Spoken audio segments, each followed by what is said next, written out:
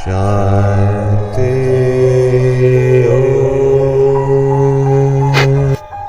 এই বিজ্ঞান যুগে আজও ঘটে এমন কিছু অলৌকিক ঘটনা যেগুলোর ব্যাখ্যা দেওয়া প্রায় অসম্ভব।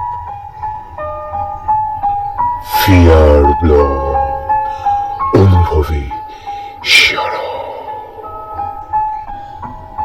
নমস্কার বন্ধুরা, আমি সমীরণ রয়। আপনারা শুনছেন ফিয়ার ব্লগ। আমি সমীরণ রায়, সঙ্গে আছে রূপম চক্রবর্তী। বন্ধুরা, আপনাদের হয়তো আজকে একটু অবাক লাগছে যে আজকে আমাদের চিফ ভোকালিস্ট রূপম চক্রবর্তী উনি কেন নেই, উনি কেন ঘটনা বলছেন না। তো আপনাদের জানিয়ে রাখি বন্ধুরা, রূপম চক্রবর্তী আমাদের টিমের সাথে এক ইনভেস্টিগেশনে গেছে, যেটা ভৌতিকতার উপর ভিত্তি করে। ওই ইনভেস্টিগেশনটা সেরে ওনারা চলে আসবে, তারপর নেক্সট উইক থেকে আপনাদেরকে ও যেরকম ঘটনা দেয় সেরকম ঘটনা দেবে। আজকে যে ঘটনাটা আপনাদেরকে শোনাবো সেটা এক প্রকার ভিন্ন টাইপের ঘটনা। এটা কোনো ভৌতিক ঘটনা নয়, এটা একটা ঐশ্বরিক অলৌকিক ঘটনা। আপনারা তৈরি তো আজকের এই নতুন এবং অলৌকিক ঐশ্বরিক ঘটনা শোনার জন্য? তা চলুন শুরু করা যাক।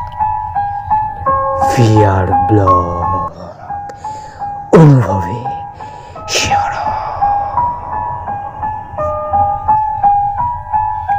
বন্ধুরা, আজকের ঘটনাটা যে আমাদের হোয়াটসঅ্যাপ করে পাঠিয়েছেন, ওনার নাম অমিত চক্রবর্তী। তো ওনার ঘটনাটা শোনানো যাক। দাদা, আমার নাম অমিত চক্রবর্তী, বাড়ি অশোকনগর। আমার সাথে ঘটে যাওয়া অনেক ঘটনা আছে ত্রিকালদর্শী বাবা লোকনাথের কৃপা নিয়ে। তারই মধ্যে এটি একটি উল্লেখযোগ্য ঘটনা।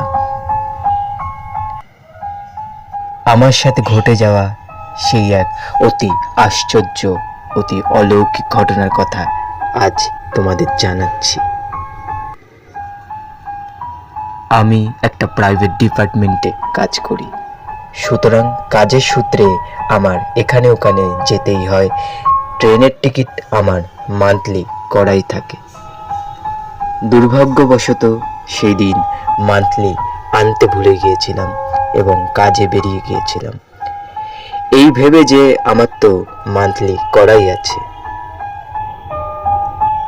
যাই হোক, আমি যে ট্রেনে যাচ্ছিলাম সেটি ঠাকুরনগর প্ল্যাটফর্মে দাঁড়িয়ে যায়। কি মনে হলো আমি ট্রেন থেকে ফল কিনবো বলে নেমে প্ল্যাটফর্মের পাশে থাকা ফলের দোকান থেকে ফল কিনছিলাম। এরই মধ্যে আমি বুঝতে পারলাম যে আমার পেছন থেকে কেউ একজন আমার কাঁধে হাত দিল। আমি পেছন ঘুরতেই দেখতে পাই ট্রেনের টিটি। আমার কাছে টিকিট দেখতে চাওয়ায় আমি আমার মান্থলিটা দেখাতে গিয়ে দেখি যে আমি টিকিটটা ভুলে চলে এসেছি। দাদা, আমি সারাটা জীবন অন্যায়ের সাথে কখনো আপোষ করিনি। সেটা যদি আমি নিজেও ভুলবশত করতাম তো সেটাকেও আমি অন্যায় মনে করতাম। মনে মনে দৃঢ় প্রতিজ্ঞা নিতাম আজ যেন না হয় অন্যায় আমার। আমি অনুভব করলাম যে এটা আমার ভুল হয়েছে।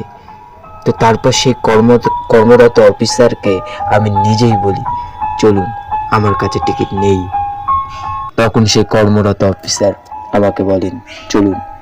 এই বলে আমাকে টাচ করতে যায়। আমি বলি, আপনার কোনো টেনশন নেই, আপনি চলুন, আমাকে টাচ করার প্রয়োজন পড়বে না, আপনি চলুন, আমি আপনার পিছনেই যাচ্ছি। তো সেই অফিসার বললেন, চলুন। উনি সামনে যাচ্ছেন আর আমি ওনার পিছনে যাচ্ছি। উনি মাঝে মাঝে ঘুরে তাকাচ্ছেন আমার দিকে। যাই হোক, এবার উনি আমায় চেতনা গাড়িতে তুললেন আর আমায় জিজ্ঞেস করলেন, আপনাকে কি কেউ নিয়ে যাবে? আমি বললাম, আমার সাথে তো কেউ নেই, আমার বন্ধুকে ফোন করলে ও আসবে, এটা স্বাভাবিক, কিন্তু এই ট্রেনটা কোথায় থামবে তা তো আমি জানি না। আপনি বলুন এই ট্রেনটা থামবে কোথায়? এই কথাটা জানতে চাওয়ায় টিটি উনি আমায় বলেন, জানি না, এই ট্রেন যেখানে থামবে সেখানেই আপনাকে নামতে হবে। ফাইন দিয়ে আপনি যেতে পারেন বাড়িতে, আর যদি ফাইন দিতে আপনি অক্ষম হন তো আমরা আপনাকে নিয়ম অনুসারে কোর্টে তুলব। তবে এটা জেনে রাখুন যে এই ট্রেন এখানে থামবে না, অনেক দূরে সাউথ লাইনের শেষের দিকে থামবে। বাট সাউথ লাইনের কোথায় থামবে সেটা বলা যাচ্ছে না। আমার মনে হলো আর কোনো উপায় নেই। সত্যি কথা বলতে দাদা, সেই ট্রেনে থাকতে নিজেকে খুব অপরাধীর মতন লাগছিল। আর কিছু উপায় না পেয়ে ট্রেনের একটা সিটে বসে এক মনে বাবা লোকনাথকে স্মরণ করছি, এবং এতটাই গভীরভাবে স্মরণ করছিলাম যে আমি এক পর্যায়ে নিজেকে ভুলেই গিয়েছিলাম যে আমি কোথায় আছি। এরই মধ্যে ঘটল সেই ঘটনা, যে ঘটনা চিরস্মরণীয় হয়ে থাকবে আমার মনের মণিকোঠায়। ঠাকুরনগর থেকে ট্রেনটা স্টার্ট নিয়েছিল ঠিকই, আর টিটির কথা অনুসারে ট্রেন তো এখানে কোনোভাবেই থামার কথা নয়, কিন্তু অদ্ভুতভাবে ট্রেনটি সংহতি প্ল্যাটফর্মে এক কারণহীন বশত থেমে গেল।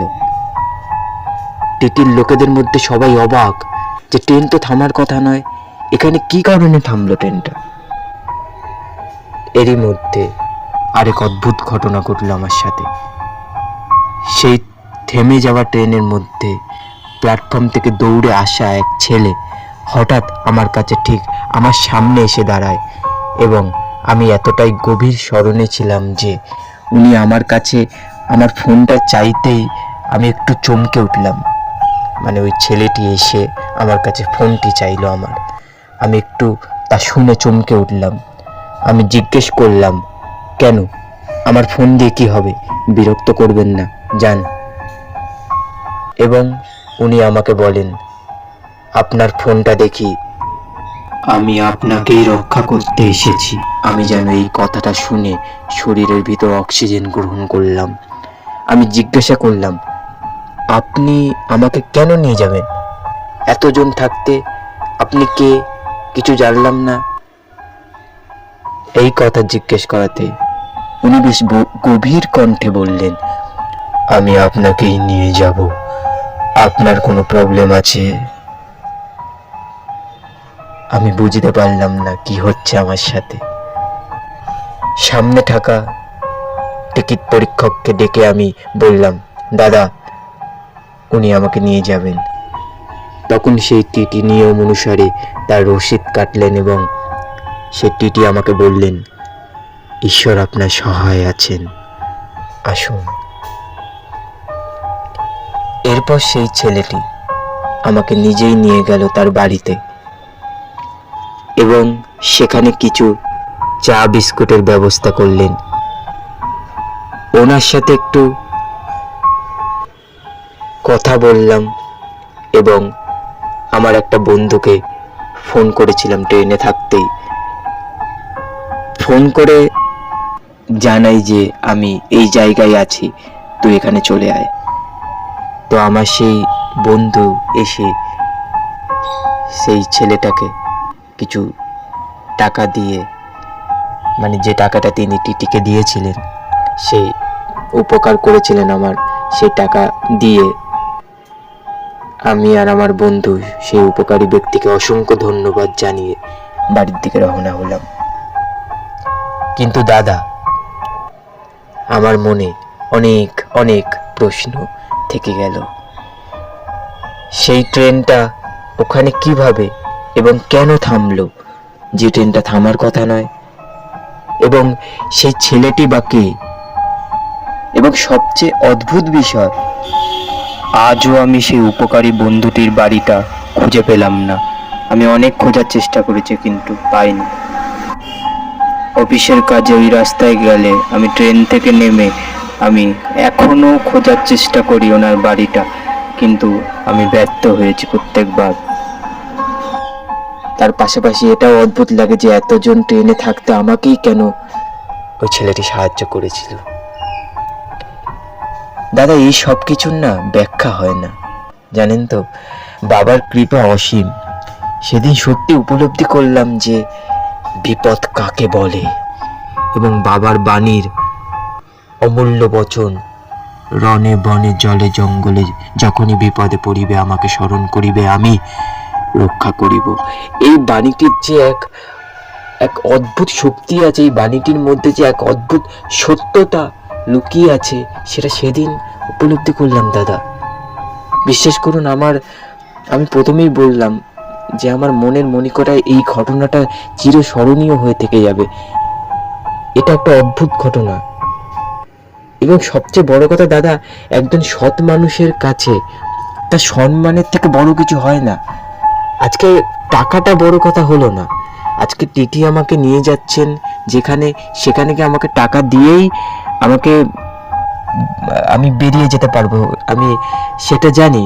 কিন্তু ব্যাপারটা হচ্ছে সেখানে টাকাটা বড় কথা হলো না, বড় কথা হলো সম্মান। আমি সৎ, তো আমি সততার সাথে আমি জীবনে কাজ করছি। সেই সততার মাঝখানে হঠাৎ এমন কিছু ঘটলো যেটা আমি ঘটাতে কখনো চাইনি। তো সেই সৎ মানুষের পাশে ভগবান সর্বদা থাকে দাদা, এটা আমি বারবার উপলব্ধি করেছি, এবং সেই দিন আরো বেশি করে উপলব্ধি করলাম দাদা। সেদিন আমার রেসপেক্ট রক্ষা করতে বাবা লোকনাথ নিজেই আমাকে বাঁচিয়েছেন। এটা আমার বুঝতে অসুবিধা হয়নি। দাদা, তোমাদের চ্যানেলে এই ঘটনাটা দিও। জানি তোমাদের চ্যানেলটা ভৌতিকতার উপর নির্ভর করে ঘটনা তোমরা দাও। খুব ভালো লাগে শুনতে দাদা, সত্যি কথা বলতে। কিন্তু এই ঘটনাটা একটু ভিন্ন প্রকার ঘটনা, মানে ঐশ্বরিক ঘটনা একটা, তুমি তো বুঝতেই পারছো। তো তুমি এই ঘটনাটা যদি সম্ভব হয় তো দিও, খুব ভালো লাগবে আশা করি সবার, এবং সবার ভগবানের উপর বিশ্বাস বাড়বে।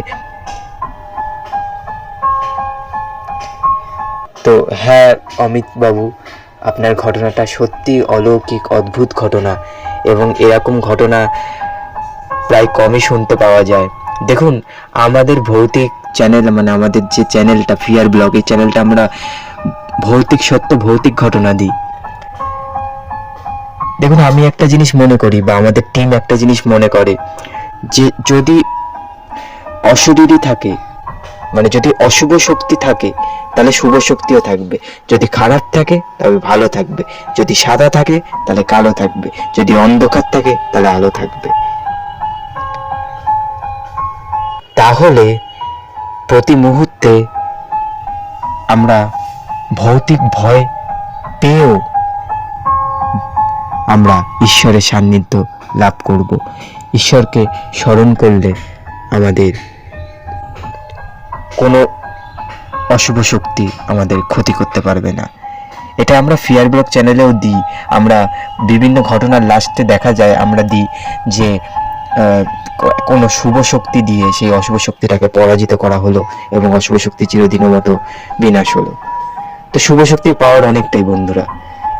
আর আপনার অমিতবাবু, আপনার এই ঘটনা সত্যি আমাকে খুব, মানে আমি পড়লাম, আমার খুব ভালো লাগলো, এবং ভগবানের উপরে বিশ্বাস আরও বেড়ে গেল। আপনি এরকম ঘটনা দেবেন, আমরা অবশ্যই চ্যানেলে আপলোড করব আপনার ঘটনা। অসংখ্য ধন্যবাদ, থ্যাংক ইউ সো মাচ আমাদের চ্যানেলের সাথে জুড়ে থাকার জন্য। Thank you so much. ভালো থাকবেন। আবার নেক্সট উইক, পরের সপ্তাহে আবার নতুন কোনো ঘটনা নিয়ে, ভৌতিক ঘটনা, নতুন কোনো ঘটনা নিয়ে আপনাদের সাথে দেখা হবে। ভালো থাকবেন সবাই, খুব ভালো থাকবেন। Thank you so much.